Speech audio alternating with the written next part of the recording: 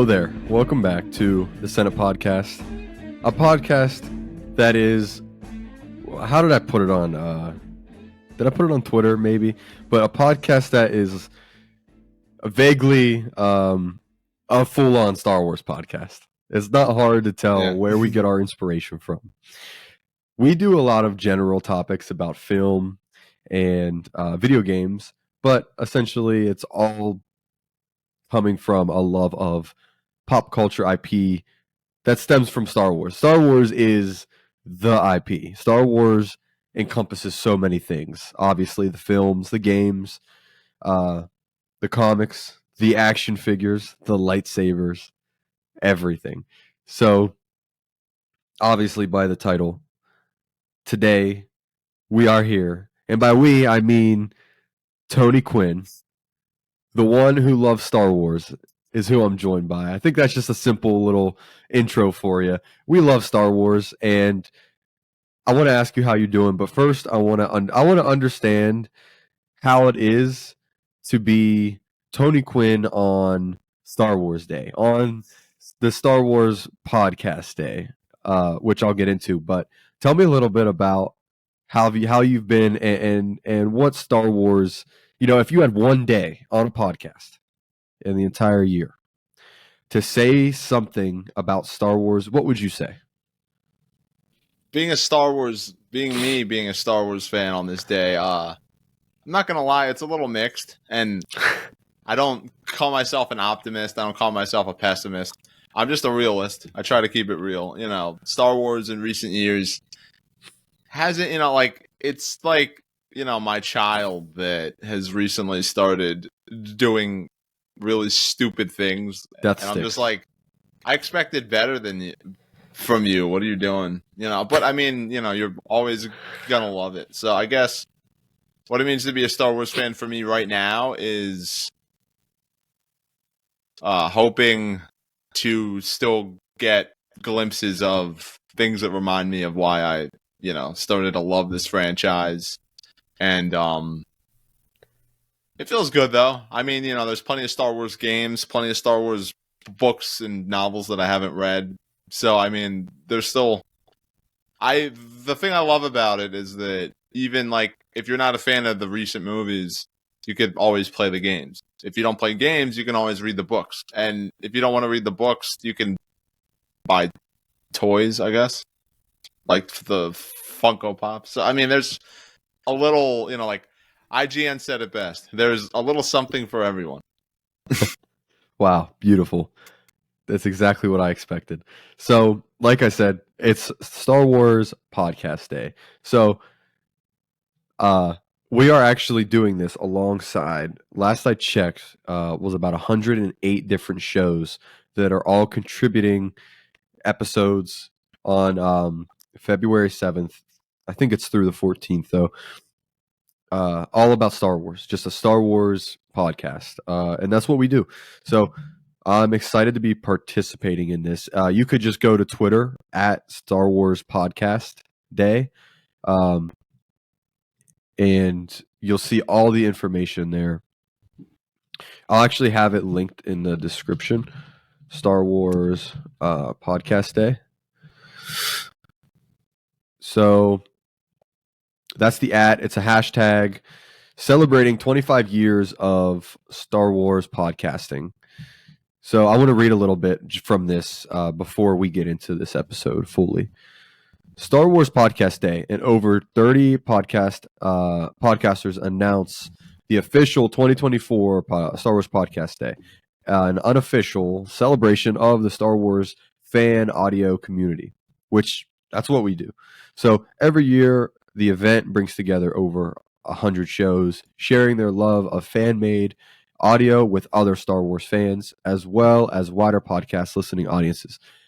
Think of it as the podcast version of May the 4th. May the 4th is for, obviously, all Star Wars fans. This is a day for fans of Star Wars podcasting. So it's just really cool that there's a community that does this, that we can be a part of, since, we got into this just because of our love of Star Wars, which we'll talk about. So it's cool that there's going to be a lot of other shows doing this too. I'm excited to listen to all of them. So I didn't hear about this until recently.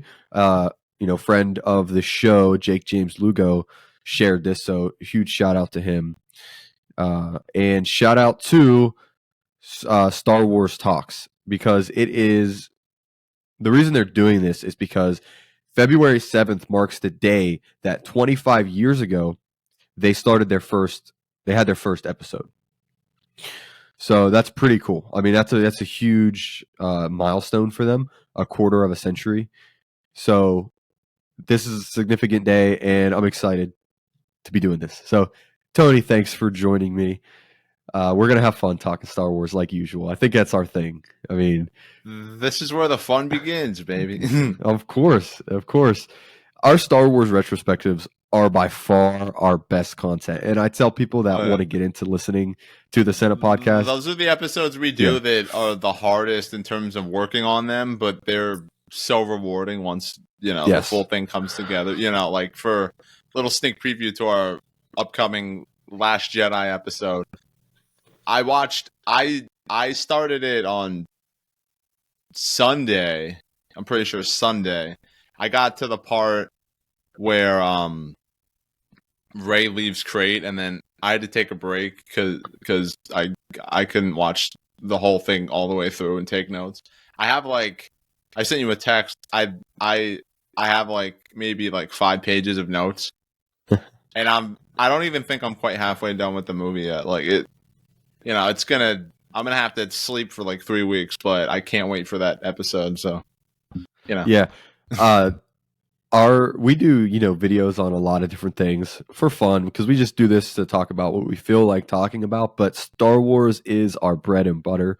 So we're gonna talk some Star Wars topics today. So lately I've been recovering from being extremely sick, so this is my first podcast back, and we're gonna get back into the Star Wars retrospectives with The Last Jedi, which is going to be fun. We could sit here and talk about The Last Jedi for hours, but we're going to do that shortly. So I let you know that we're going to be talking some just random Star Wars topics. We're going to bring our own topics of discussion today to just put out there and talk about. So I don't know where this is going from here on out.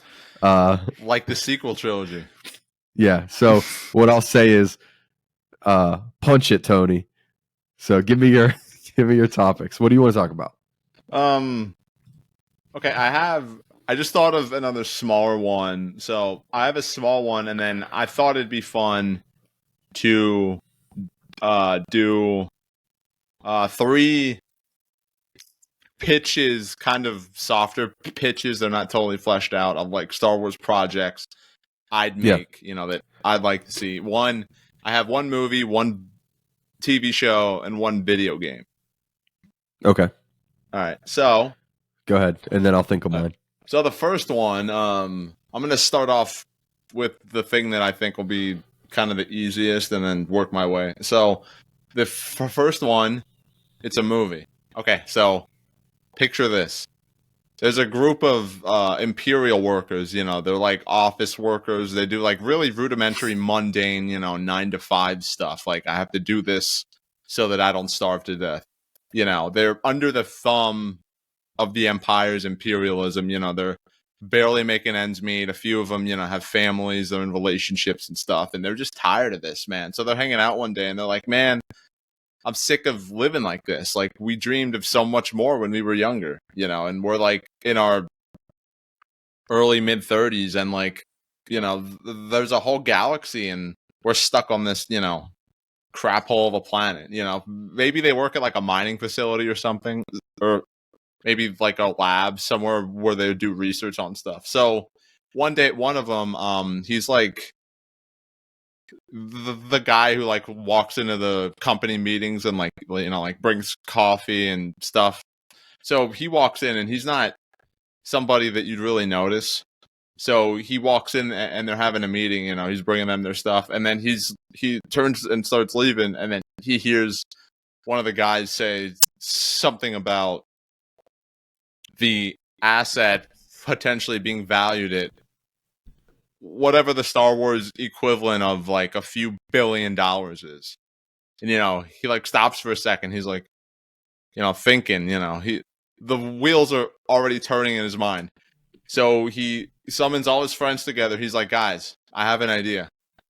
We're going to commit a heist at my job. Star And Wars then, they're like, heist movie. are you out of your mind? So the movie, it's kind of like a heist, kind of a, comedy, drama, lighthearted, like Ocean's 11 type movie, just a group of bumbling idiots. I mean, like a few of them are smart, but they're not. Maybe one or two of them have done like small crimes, but this is a pretty big deal. And, of course, company security catches wind of it, and then, there's a whole lot of shenanigans that ensue. And the reason I'm pitching this is because I don't know about you, Caleb. I'm tired of Jedi. I'm tired of Sith. Okay. I don't want any part of it. I don't want to see stormtroopers, lightsabers, any of that nonsense. Get that out of my face. I like it, but I just want to see something, just lighthearted. Show how regular people are affected by stuff in the Star Wars universe, and we haven't really gotten a lot of that. So I'm. You know what's funny? Back. That's a huge sentiment shared by a lot of people, and it's true. That's one reason Andor was so special and so good. And what's funny is I think Robot Chicken did that very well when they go through pretty much the life of a stormtrooper, and you get to see just the average, everyday, goings on of a stormtrooper being affected by all this crazy stuff going on around. That's why I love the addition in Force Awakens that there's stormtroopers who have to clean stuff. Like essentially, I was thinking about that earlier. Because I mean, yeah, of course. Okay, so the second one, I'm gonna do the more fleshed out show last. So the next one is a video game, and I literally thought this up when I was at work today. I was by myself. I had to cover for somebody who was out, and it was just me and my thoughts, and that's a recipe for disaster. So, my favorite genre of story. Mysteries, whether it's a murder mystery, psychological mystery, I don't care. I just love not knowing stuff, having to piece together things, and being thrown. That's why episode 2 is your favorite. Half of that movie is my favorite. Okay. But okay, so check this out: a Star Wars game. It's a detective game. So you play as a main character. He's a detective, kind of freelance. People contact him, and he helps them solve their crimes. He's a free agent. He's a really nice guy, though. Like, he's not that detective cliche where it's like, I gotta solve this case, and I'm really depressed, and I haven't slept. He's just a regular dude. But twist, which this is a bit hypocritical considering that rant I just went on earlier, but he is force sensitive. Now, I don't know about you, but when I played Jedi Fallen Order, surprisingly, the thing I liked the most wasn't the combat, wasn't the graphics, wasn't the set pieces. All those things were cool, but my favorite thing was just exploring all these planets, finding secret areas, finding those points where you can use the Force to, like, get a glimpse of something. Yeah, I want to interject because it makes sense for a detective to be force sensitive, and that would play very well into a game because of the Force echoes Cal had. You can use that to kind of get a glimpse into something, and that would make it scary because if the crime was really violent, he's gonna be seeing all that, and he's gonna be feeling, what the victims were feeling and stuff, and sensing. Don't go down this trail here, but essentially it'll be an Alan Wake 2 type of game, but a Jedi. You know what? I've thought about don't go down that trail. Hiring Remedy to develop this game, but I'm saving them for a video game I hope to pitch that involves a certain Marvel character, and that's all I'm going to say. But I thought about Remedy, but think Condemned Criminal Origins, the investigative segments in the Batman Arkham games, you're playing as this character who can see these things. Now it would be narrative focused, but I think even for me, I have to concede that pitching a Star Wars game with no action would be kind of a tough sell, like with nothing thrilling. So it'd be also, you would get moments where you're either like fighting hand to hand, like maybe the main character's trained in a Terrace Kasai, which is a fighting game that like 5 people know about. So shout out to the 5 people who played that crap. I'm not one of them. And I thought about making it a third person game, but I think making it first person would be more immersive in a way. And there's a lot of third person Star Wars games. So as far as developer, I honestly, maybe you could help me with this to find one, but the only people I thought of were Monolith Productions, who Okay, the only game that's a good one. they've made I've played is Condemned Criminal Origins, but they also made Condemned 2 Bloodshot, which I like, but the story goes full psycho patient by the end, which I'll give you mine real quick because you're gonna hear me out. You're gonna like this. Okay. And there's a reason. I'm not just saying it to say it. Kojima Productions. Here's why. I thought of him because he is a kind of person that, think about Death Stranding. You can actually play almost the entirety of Death Stranding without you doing any type of combat. So he is the kind of person that could take a mechanic or a gameplay style and make it so engaging and interactive and whatever, that would make it fun, where it wouldn't necessarily be an action heavy game where you could play it without action. That's actually like because I like thought about like you could play it stealthy, fighting, or some combination of both. And then I thought of having, because the main character is sensitive with the Force, so like imagine what Kojima would do with that. Some kind of morality system where like maybe depending on how you approach certain things and talk to certain NPCs and whatnot, like that'll give you new abilities you can use to help solve your cases, but they might not all be good. So like a positive one might be like you could like sense people's intentions, whereas like a evil ability, quote unquote, would be like you could like manipulate people's brains so that they have no choice but to tell you the truth, so it's like you got the truth, but at what cost, so it would be kind of a test of the main character's psyche and all that. And then the other developer I thought of would be Sucker Punch. The reason why would be Ghost of Tsushima, Infamous, you got the morality system. They know how to do that. The detective like story telling that they have in Ghost of Tsushima, while also having a story that is do you tackle it stealthy or do you tackle it honorably head on? So you can choose how you want to go about it. So they would be a good developer. Yeah, so my reason for this is, I want to bring the kind of Star Wars stuff that I want to see into video games. Like a lot of Star Wars games, it's either playing as like a bounty hunter, like a soldier, Jedi.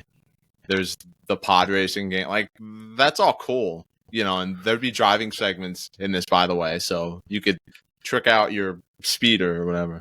That'd be fun. But like I don't know, like it'd be cool to have a Star Wars game that's like unconventional. Like maybe people see it and they're like, oh, that's interesting. So okay, the last one, it's a TV show.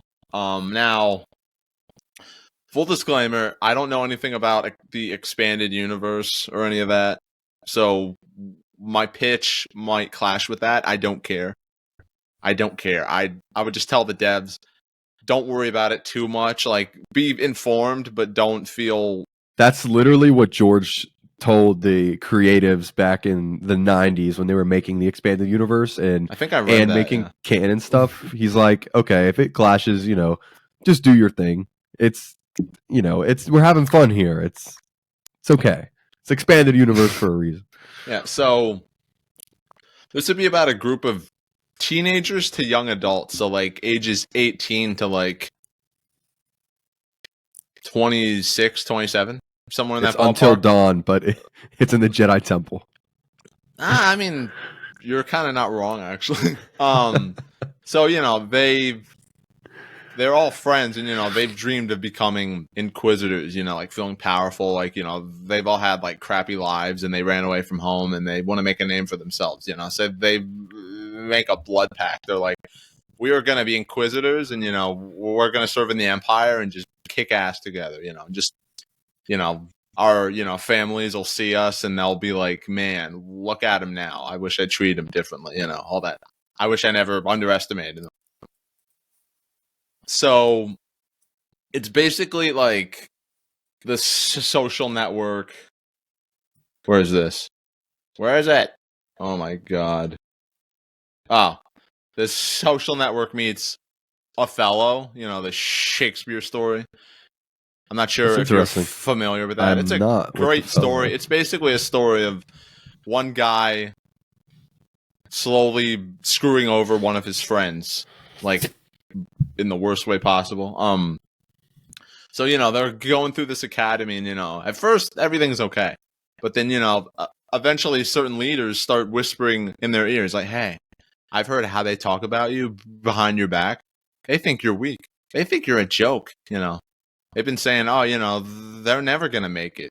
They're never gonna be an inquisitor. This and that. Slowly driving a wedge in between them, because in the Sith's mind, there's no place for love. There's no place for attachment. There's no place for friendship. There's no place for any relationships that won't serve you and let you be the best that you can be. Screw all that stuff.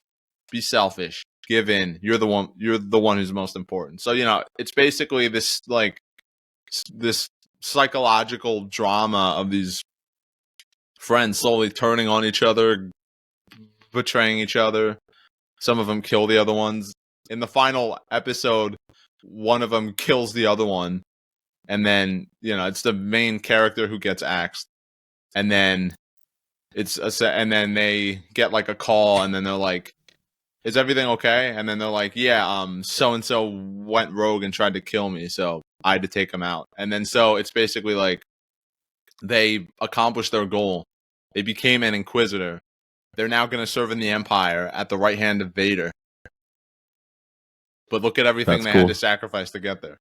Yeah. I'm like, it's a interactive way to go through that. Yeah, I like it. I picture like the final shot of like, like they're in front of everybody and everyone's like, like clapping and cheering them on, and they're like being crowned the new Inquisitor or whatever. And like they like have this like smile on their face, but like the camera like slowly zooms in and there's just a little crack. Like maybe there's still a little part of them that regrets it, but that's the price if you want to be a Sith.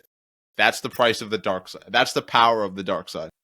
It ruins your life, but it gives you everything you want, but it makes you a shell of your former self. So, those are my Star Wars projects. Mine are nowhere near as creative right now. Literally, you the thought movie. Of some too? I have 3. Nice. Awesome. Oh, okay, let's go. My first one is it's almost a cop out, but it's just the truth. I want to see the dawn of the Jedi.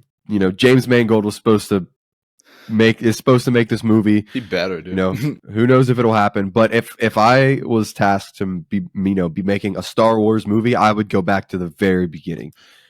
We need to see the very beginning. That doesn't involve Skywalkers. Doesn't even have to involve Jedi and Sith like we know it.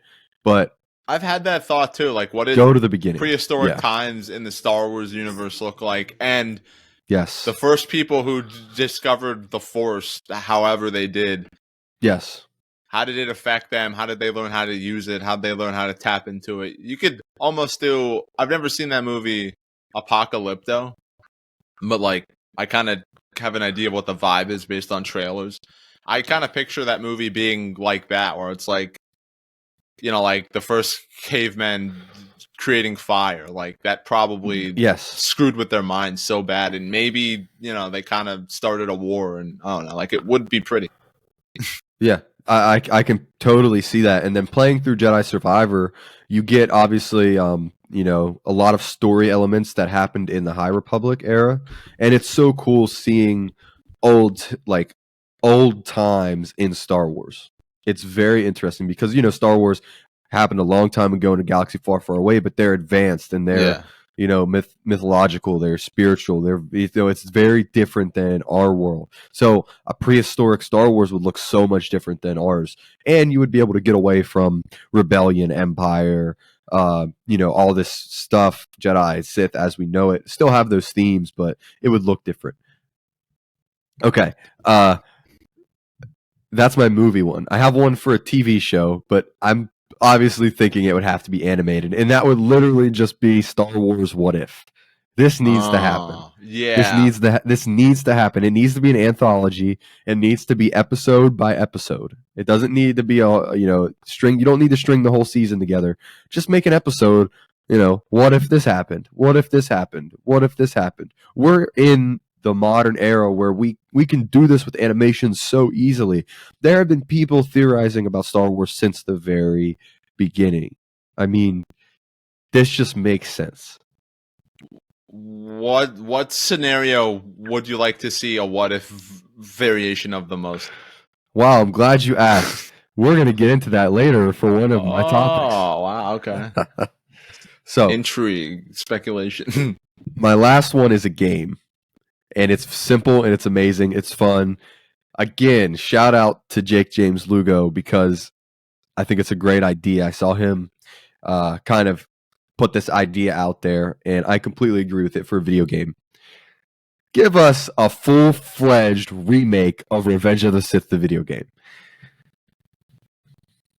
Just think about it. That game is a great movie tie-in game. Like, it's actually a really good movie tie-in. I played that game. I'm surprised that the actual disc isn't scratched to high hell, because I just played that thing. I saw the movie. It's so good. And I got the game, and I was like, "Yo, this is the greatest game I've ever played." It's and it was couch, not, but it's really damn good anyway. I think it was couch co-op, but imagine with online co-op nowadays, and imagine they could put elements in there from the novelization that would just make it so much more detailed. Games can allow for so much more, depth to something than rather than just sitting and watching it. So I think an actual remake of Revenge of the Sith video game would be a great idea. One example of a movie tie-in game that does add more depth is the Peter Jackson King Kong movie game. Yeah. That's such an underrated game, dude. Like, freaking, watching the movie, it's cool, but, actually playing it, it's like a survival game a little bit. Like, you're fighting, these, giant creatures, and you, have to find, spears and stuff. And, if you run out of bullets, it's like, oh, crap, I gotta find a spear. And, being up close to, a giant scorpion or something is terrifying. And, you can't quite get that level of immersion by just watching the movie. Yeah. The only other thing I could think of, and I just want to throw this out there real quick, is because that's just a remake, but I think an Ahsoka video game is needed, especially now, with the TV series being successful, and that really is the direction of Star Wars is going in. So I could see a Jedi Survivor-like video game, but it's Ahsoka, and it takes place, sometime around the TV show. You could have Baylan Skoll in there, because you kind of can't do him in live action now. You could have him in there. You could have Thrawn and Ezra, and you could really tap into a huge audience with an Ahsoka game. I think that'd be great. So, yeah. All right. Cool. Now my topic, Tony. All right. If you could change one aspect of Star Wars, big or small. Oh, wow.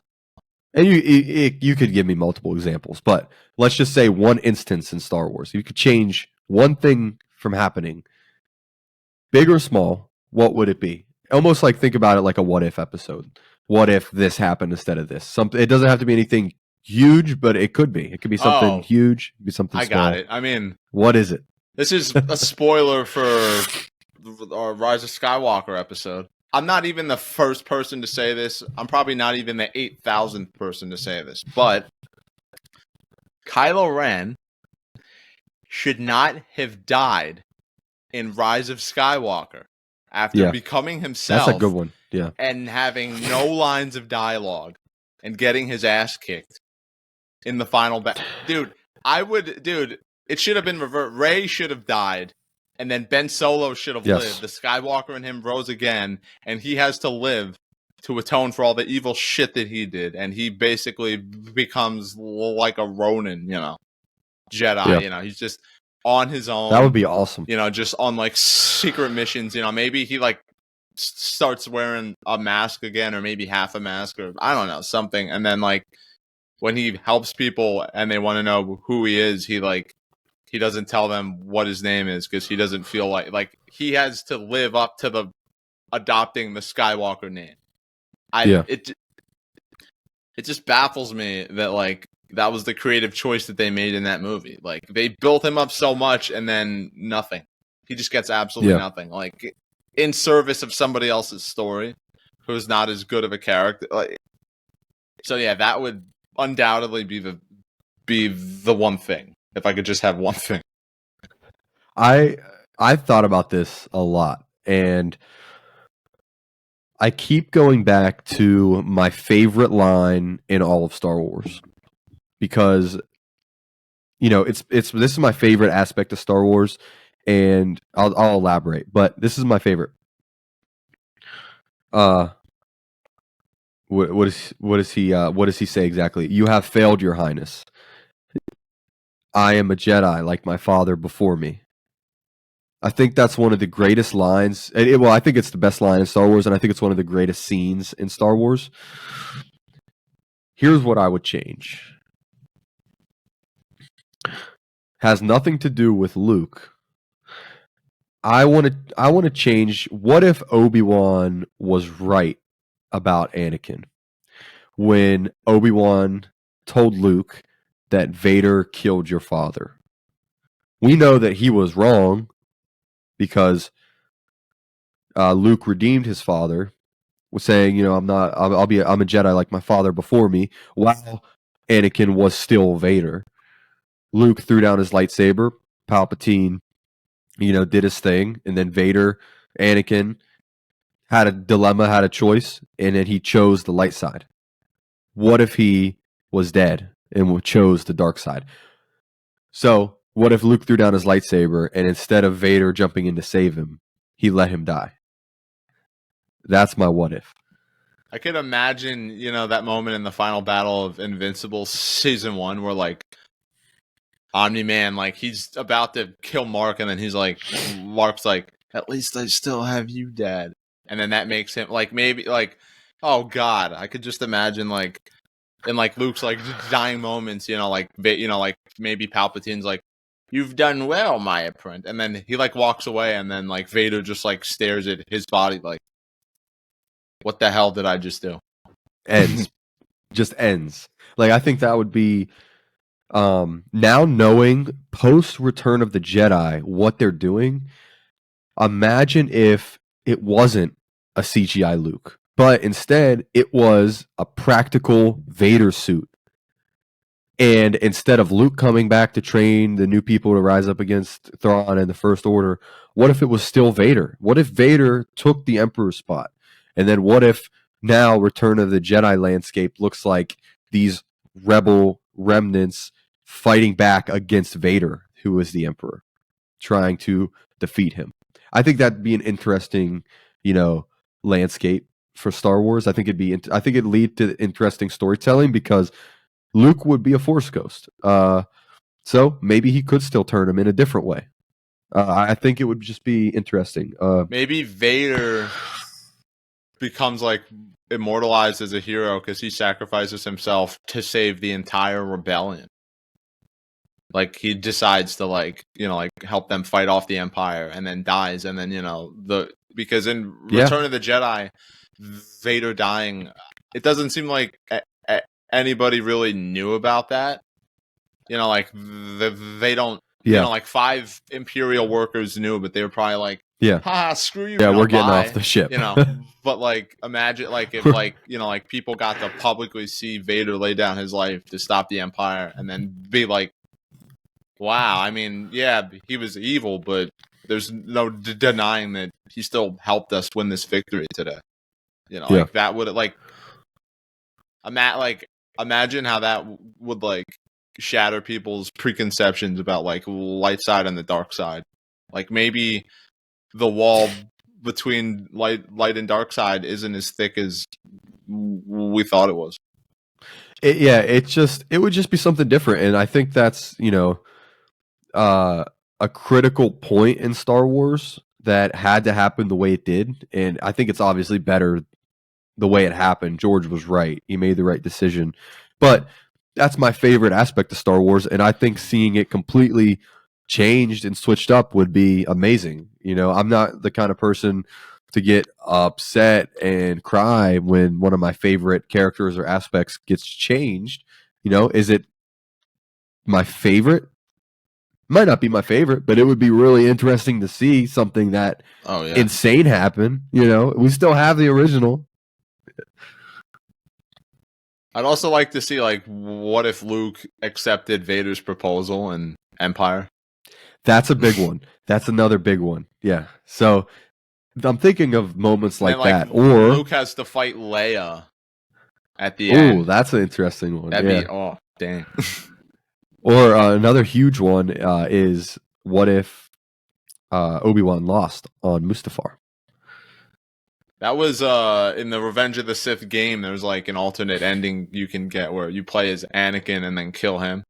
And then I think I mentioned this on the Revenge of the Sith one, but I'll bring it up again because it's cool. Like, like Palpatine brings Anakin before the stormtroopers and stuff, to the castle, and then he gives him a red lightsaber, and he's like, "The galaxy belongs to us now." And then Anakin ignites the saber, kills Palpatine, and then he's like, "No, the galaxy belongs to me." And like that is the coldest shit. Oh my god! That's literally you're describing the Last Jedi. That happened. Oh yeah, essentially. And then they proceeded to ruin it because then they ruined it. Kylo Ren's the supreme leader. No, he's not. Well, well, he wanted, but no, that's what's cool. Okay, let's get into it. That's what's cool though.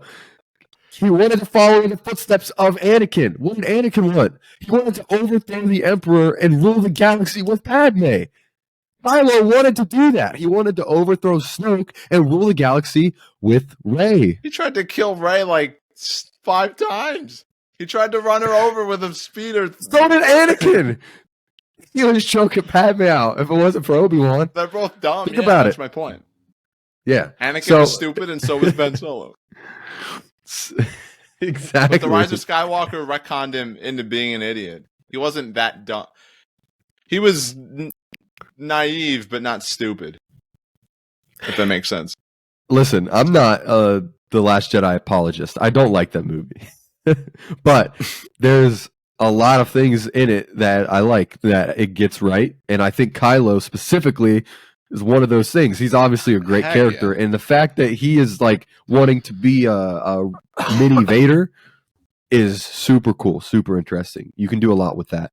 And obviously moving forward in modern Star Wars, I think having a Ben Solo character alive would be amazing. They really messed up. Yeah, they almost had something new, and then they almost, yeah. Hey, we're doing something good. We're going in a good direction. Let's stop and let's just copy George's homework. Even though we have the answer sheet, let's just copy his homework. That is, I guess, my topic about a what if scenario situation, but like I said at the beginning, there needs to be some kind of Star Wars what if because the possibilities are endless. Definitely. Now, Tony, do you have another topic?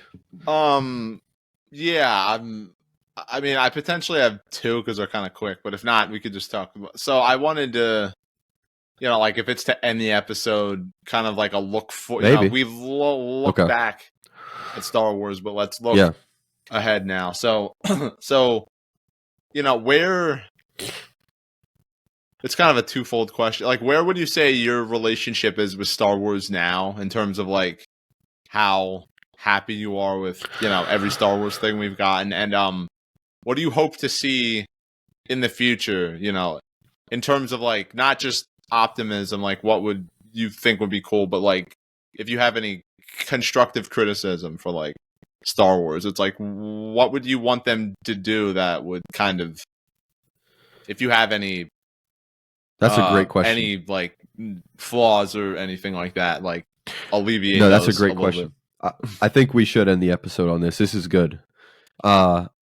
My relationship with Star Wars is interesting because I look at the landscape, I look at the community, I look at what the official accounts post, and I get very discouraged. I feel underwhelmed by it all, and then I watch Andor, and I love it.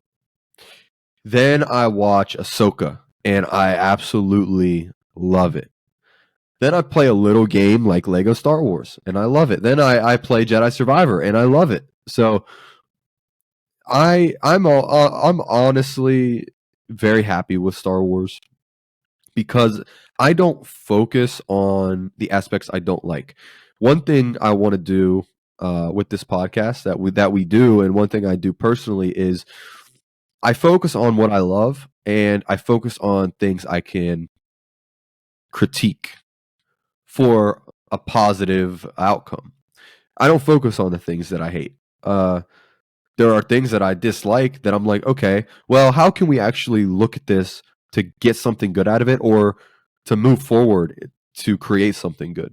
So I think that's a great question. Now, I like a lot of the projects. I was mid on Kenobi.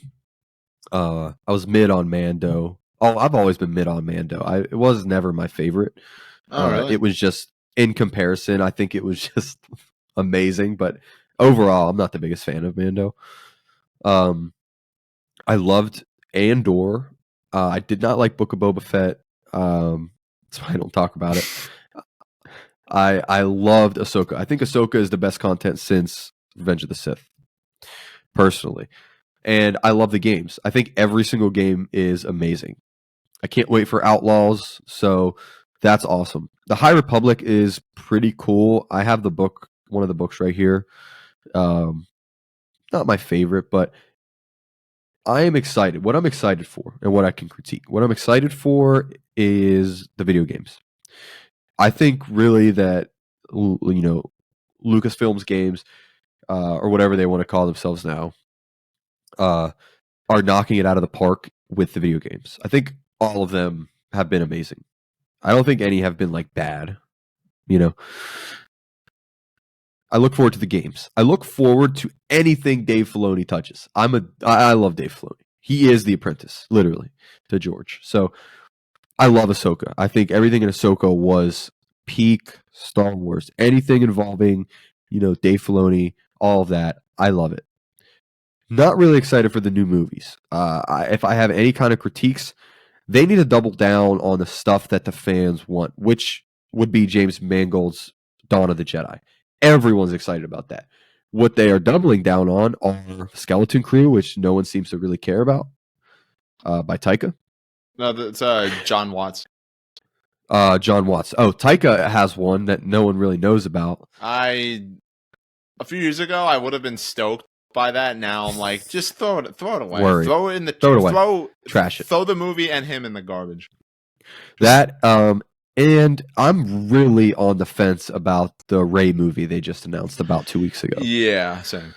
So I'll let you speak on that a little bit more, but I am a little mixed on that. I actually like Rey, but I think that ship has passed. It's sailed. It's gone. It's it's going to be hard to get people who weren't a fan of her character to give it a chance just because maybe the writing will be better. Like, to a lot of people, that doesn't matter, and I get it. I totally get that. I'm excited for the Acolyte. Sorry. No, it's fine. Acolyte. I'm excited for that. I'm just thinking here of all of the products coming. I would be so happy for a Kenobi season 2, because the best part about Kenobi was young Leia. So if they have a season 2, they could dive more into that and focus less on the Inquisitors. The Inquisitors were the lamest part of Kenobi. The coolest part was the Obi-Wan and young Leia stuff. So they need to just do more of that. In terms of that, that's really all I can think of off the top of my head. But yeah, those are that's where I'm at with Star Wars. I'm actually excited about a lot of the stuff they have coming, and my critique would just be listen to the fans. Obviously, um, that's all I can say about it. Listen to the fans. We give us a what if. The fans want a what if. Visions was a step in the right direction. Making that actually, I think. And that might be announced. I don't know if it's official. Obviously, there's been rumored a ton, but and the last thing I will say is about all of this is don't forget your roots. And part of their roots is animated shows. It's not live action shows. Frankly, they are never going to make independent Star Wars movies. They're all going to be blockbusters from here on out. So, whatever. If there's one thing that Lucasfilms can preserve, it's their animated series. Continue doing stuff like the Clone Wars. Continue doing stuff like the Bad Batch. And then, obviously, Tales of the Jedi. We need more. Give us Tales of the Bounty Hunters, Tales of the Sith, Tales of the Smugglers. You know what I mean? Tales of the Pirates, Tales of the Republic, Tales of the First Order, whatever. Give us more of these really story, lore, ideological animated episodes that follow almost anthology type process where one episode is about one thing, then one episode is completely different, but there's a few episodes that connect. It was really cool how it went from Dooku seeing his slow turn and then seeing Ahsoka and then seeing Dooku, then seeing Ahsoka, then seeing Dooku, and it kind of parallels almost a story, even though it doesn't. They don't have the same trajectory, but it's a parallel kind of way to tell stories that happen with these characters that we love, because we don't see these characters enough on screen. We can't. So focus on the animated series. And then that's all I could say. That, and then the novels are kind of in a weird place with the High Republic, but I think if they focused on their bread and butter, listen to the fans, they would be in a better position. But aside from that, Dave Filoni has Star Wars in good hands, so anything he touches, I'm there for. Well, I mean, my points are gonna be kind of opposite to you in some aspects, not good. A lot. So my relationship with Star Wars, I'd say since 20. When did Mando season 2? Let me see. I want to see when Mandalorian season 2 came out. 2020. The first episode aired in 2019. So yeah, it ended. Okay, so I'd say, Rise of Skywalker. We're gonna talk about it, but I went through kind of a journey with that movie. I'm like, that was terrible. Nah, I actually like it. No, it was terrible. No, I like, back and forth, back and forth. It was like The Last Jedi, but it didn't have a positive end. So, that really soured me. And then Mando season 1, I was like, oh no. And then I saw Solo. People crap on that movie. Yeah, it had a long production because they fired Phil Lord and Chris Miller, who I think were a weird choice, but they're interesting filmmakers, so I would have at least liked to see that version. We got Ron Howard, which he's a pretty good director. He's a pretty legendary director. I like that movie a lot. It has a lot of what I want from Star Wars. I mean, it's not, great, but I think that movie's pretty solid. Mandalorian season 1, I really enjoyed all the way through. I thought that was solid. I was like, it feels like the original trilogy. It's grounded, small scale, great. And then we got Mandalorian season 2, which has one of the worst endings to anything I've ever seen, where our heroes are up against insurmountable odds. How are they going to get out of this one?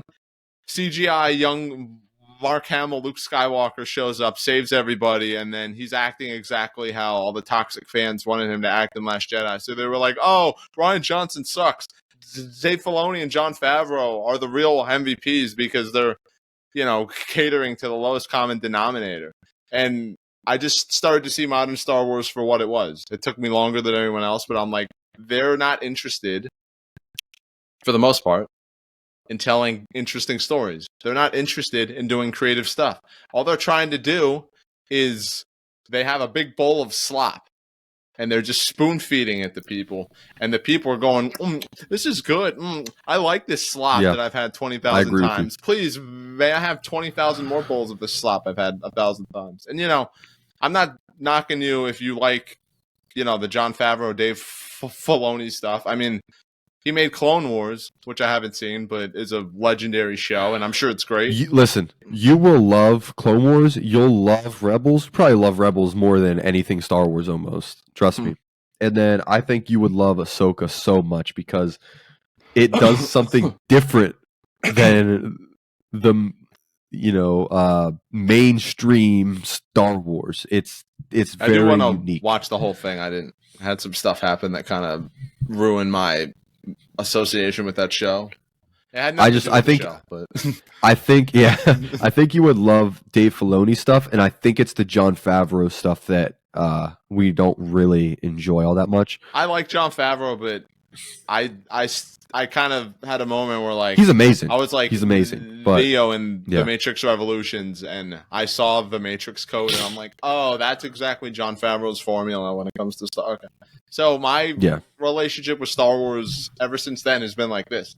I wasn't a fan of Mando Season 2, and then I play Jedi Survivor, and I'm like, this game's buggy as hell. But fun. I had a really good time. So fun. Exploring these planets, fighting. The story really kicks into gear towards the end of the third act, and I was like, dude, it's so good. I like that. That was good. And then I see a lot of the stuff they're making. Like, they're making, like, Book of Boba Fett, which, like, I don't want to see Boba Fett as not part of an ensemble. Get that out of my face. Acolyte, it's about Sith or something. Okay. Skeleton Crew with John Watts. I like John Watts. I'm at least interested in that. They're making a Rey movie. That could go either way. James Mangold movie. Big thumbs up. I don't remember what the other movie was. Was there another movie? Taika Waititi. I like Thor Ragnarok, and Thor Love and Thunder is an insult to humanity. I'm going to bring that to the UN as a human rights violation. So, I don't like that I feel like I'm not excited for a lot of Star Wars stuff, but, there's still plenty of stuff. Like, I haven't seen all of Andor. I haven't seen Clone Wars, any of the animated stuff. So, there's Jedi Survivor. I haven't even played The Force Unleashed yet. So I'm going to, play that. So I have no shortage of Star Wars stuff that I can be excited for, even if it's not necessarily the mainstream. Star Wars Visions is light years ahead of anything that was made by Disney, and that includes my favorite Star Wars movie, The Last Jedi. So what I want to see from Star Wars in the future, great video games, first of all, which Outlaws could be a banger, but I can't wait for that. Isn't it being published by Bethesda though, or something? Ubisoft.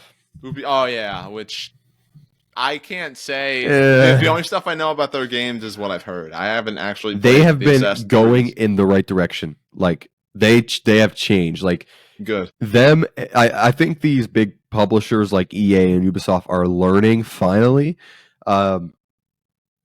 And they're going in the right direction. So I would have some faith. I'd have some hope in it. I want movies that don't have anything to do with Jedi or Sith, and if they're gonna insist on doing it because it brings in money, leave the Skywalkers out of it. I don't care about that. I agree. 100%. I don't need to see any more of that story. We didn't need that story. We love them, but it's done. Yeah, like. There's a 6-movie story that has a beginning, middle, and end. The last true Skywalker's dead, and he died in the worst way possible. Rey's a spiritual Skywalker. Cool concept. I don't like it. I don't care. Screw that noise, whatever. If you like it, great. You're you're you and I'm me. That's cool. Whatever. I have no hard feelings. I want more. I think the number one thing, and I was thinking about this as you were talking, is that Star Wars started really as like independent film. Yes. It was renegade filmmaker George Lucas has this weird idea. He somehow got a studio to throw some money at him to make it. It was a horrible production. Everything went wrong. His wife helped edit the movie down to something that was more streamlined, So that's part of why some people have this idea that like his wife saved the movie totally. That's probably not true, but she helped, so it's cool. He was in that environment where he could really flex his creative muscles, And then so here's a crazy idea. In the future, Star Wars should literally do independent stuff. Like I want to see Star Wars movies that are no more than like $80 million. Yeah. Godzilla -1 cost $15 million. Yes. And that is one of the most heartfelt, incredible, visually spectacular blockbusters I've ever seen. I saw that in a theater and I was like, how much money how Star Wars should How be. much money did they use? I couldn't tell, because if you use a resources good, if you have a great script, if you have people who know what they're doing and want to tell a story about life, love, death, loss, humanity, trauma, all this stuff, you can do it. So not fan service. Yeah, so bring Star Wars back to its indie roots and just be independent. Have one-off Star Wars shows, like anthologies, like you were saying. Have one-off Star Wars movies. Then you could bring in really big-name actors and actresses who have to do just one movie, and then that's it.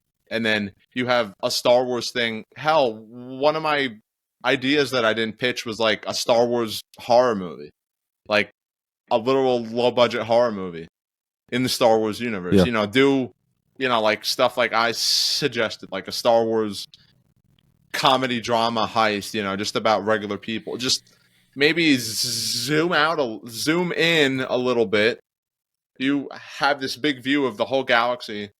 Zoom in a little bit and focus on the people in this universe and less on big scale planet wide conflict and all that stuff. That stuff's cool. I like that stuff. But you just got to do something different, because if not, you're just going to keep reskinning a pig that you skinned 20,000 times, and like people are going to be like, that's not different than the last thing, it's just wearing a different skin. And you're like, no, that's different. It's like, bring the independent soul that George Lucas started this franchise with back in the franchise.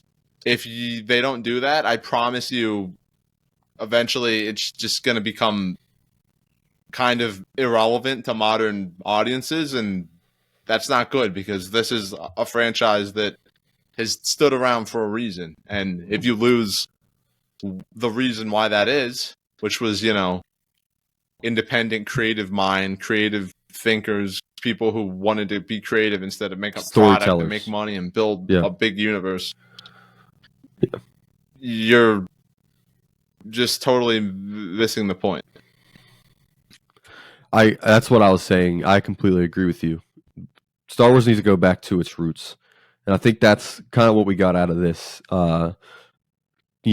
bringing topics and talking. I think we just want Star Wars to go back to its roots. We want to see independent films, even if they're not good.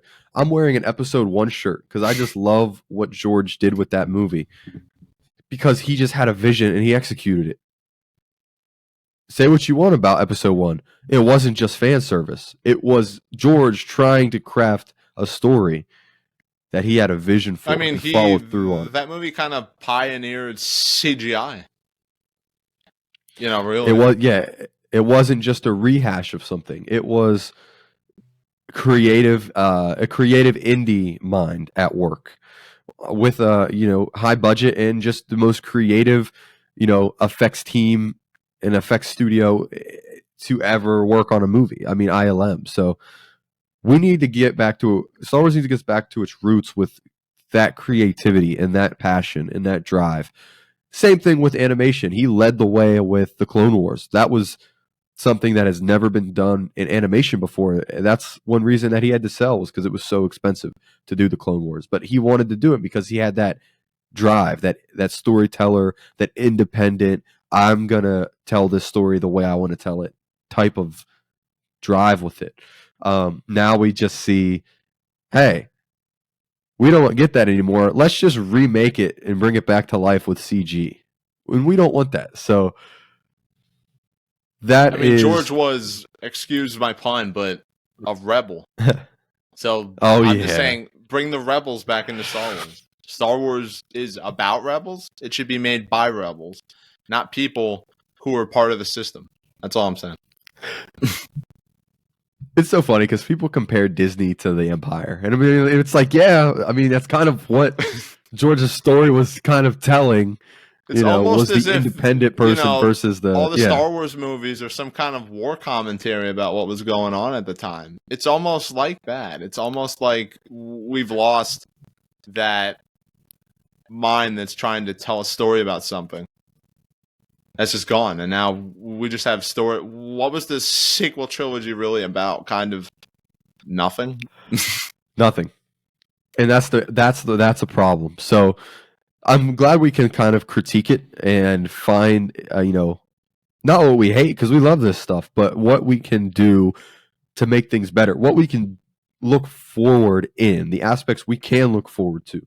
So I hope these are all hits. And like I said, I highly, highly, highly recommend Ahsoka and Rebels to you. All right. It's great storytelling. So let's leave this episode by talking about our favorite character or two out of all of Star Wars. One, I will say, I'll let you think. All right. One I will say is Cal Kestis. I love Cal Kestis. I love how he was done in the games. I can't wait to see him, hopefully one day in live action. He is just an amazing character. So he's a newer character, and I just appreciate that because he kind of came out of nowhere and was amazing, and I love that. So Cal Kestis, that's obviously one of mine. And we could sit here and say Obi-Wan, Anakin, Luke, the big names. One person I will say, though, is Qui-Gon. Qui-Gon was really only in one movie. His voice was in 3. He had a cameo in a specific show. But what Qui-Gon, his presence echoes through all of Star Wars. Through Obi-Wan, through Anakin. Qui-Gon really was an amazing Jedi, an amazing character, an amazing portrayal by Liam Neeson. Everyone loves Qui-Gon. Come on. Everyone loves Qui-Gon. He's one of my favorite Jedi. He's an example of what a true Jedi should be, along with, Ahsoka and Luke. So I just love those Jedi. I love those Jedi. You know what I just put together? I'll leave you with that. Yeah. What's that? The hero faction fighting the Empire in the original trilogy are called the Rebels, right? Qui-Gon was a Jedi who was also a rebel. Yes, he was. It's like poetry.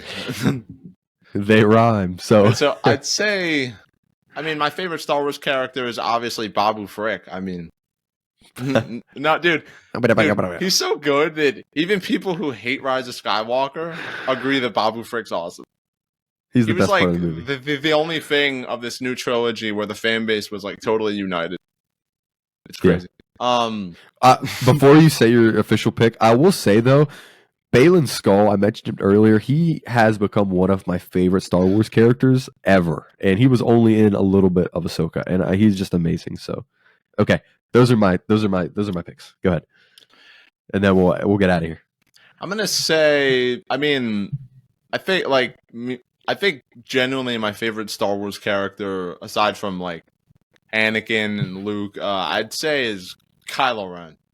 Yeah, even though I'm not a fan of how his story ended, like I relate to him in the sense that he's not the most emotionally intelligent guy, but he was always like he put on this act of like being tough and imposing. But in Last Jedi, one of my favorite things about that movie is it showed that just like anybody else, he's just looking for someone to talk to.